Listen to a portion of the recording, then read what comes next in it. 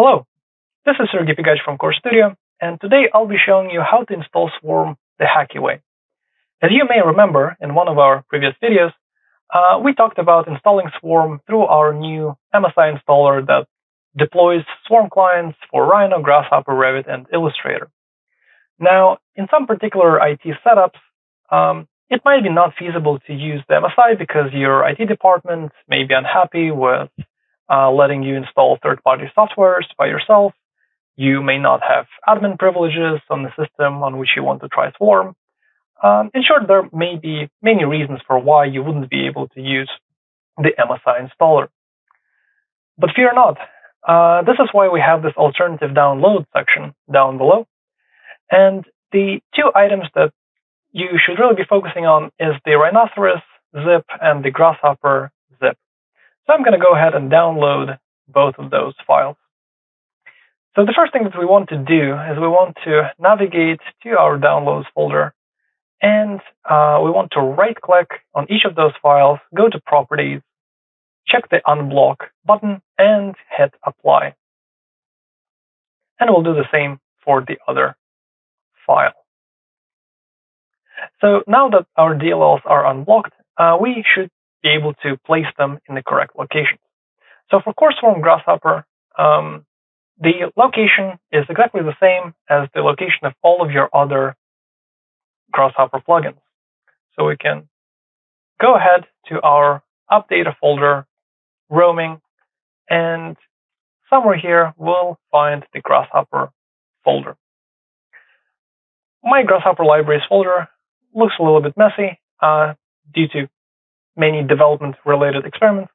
But if you go to Libraries, you should be able to simply just drag the Core Swarm Grasshopper folder out of the zip file and unpack it into your Libraries folder. So as far as installing Swarm Grasshopper is concerned, this is pretty much all you need to do. Let's double check that by going to Rhino and confirming that we in fact installed the Grasshopper plugin. Here, if you find the Core Apps tab, you'll be able to see these two panels, Swarm Authoring and Swarm Client. If you've installed other Core Apps tools, such as Asterisk or Mirar or Spectacles for that matter, you'll see them here as well. If you didn't, if you just installed the Swarm plugin, then you won't see all of the stuff on the left. You'll just have the SSO login button and these two blue tabs with Swarm components. So we just installed Swarm in Grasshopper, which is great. And let's go ahead and install Swarm for Rhino. So in order to do that, we're going to open Core Swarm Rhinoceros zip, and I'm going to go ahead and unzip this to the desktop.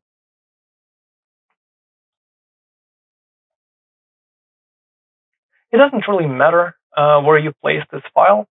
We just have to tell Rhino that it should be looking for the specific plugin in the specific folder. So here, we'll find the Core Swarm Rhinoceros RHP file.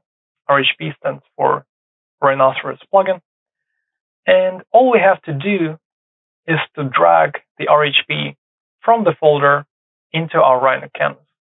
Here you can see it says drag and drop loaded plugin and the path to your plugin. I encourage you to probably not put it on the desktop. I'm just doing this for the demo purposes. You can put it in any other location, doesn't really matter. So now we can type in Swarm as a command, and Rhino should be able to recognize this. And in a moment, we'll have the Swarm window appear. And in fact, we have a panel that we can now dock to the right-hand side. And now we can use Swarm in Rhino. And this is how you install Swarm if you're unable to use the MSI. Thank you very much for watching. This has been Sergey Pigach, and I'll see you in our next video. Bye-bye.